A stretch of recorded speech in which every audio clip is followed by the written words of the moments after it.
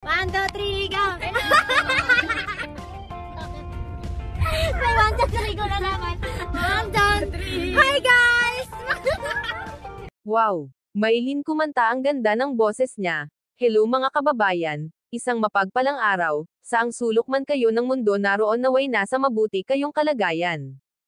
Sa upload ni Tito Herns TV, habang nagbibiyahe papunta sa optical clinic kasama ang 4 na Marias, napakasaya nila.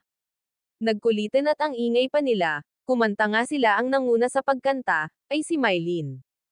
Malakas ang boses at maganda, sumasabay din sina Zenea, Nanita at Russell. Ang una nilang kinanta ay Bisaya song, ang pangalawa na may Tagalog worship song, ang gandang pakinggan, napasukatin na rin sila ng kanya-kanyang eyeglasses, pareho silang 4, pero si Maylin, sabi ni Teacher Nida, siya ang pinakamataas na grado sa mata, yung 3 na may kaunti lang ang problema sa mata nila. Maraming salamat Tito Herns.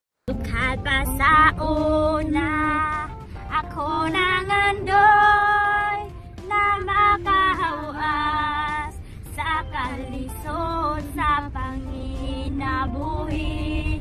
Apanon saon nga pobre man lang ang namatang kong nagiinig ka na.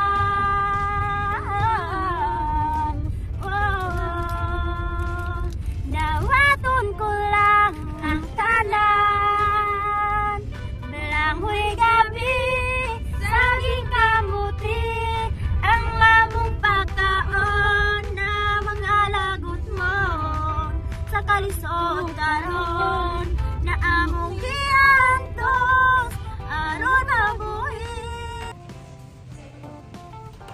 Kayo napili eh, kung alin yun sa inyo. Pero sa akin, parang mas bagay sa Russell. Hindi kaya sa ilaw lang yan? Okay naman po, maganda.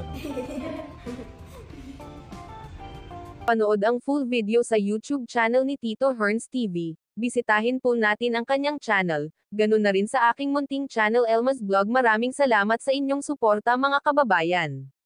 God bless sa ating lahat.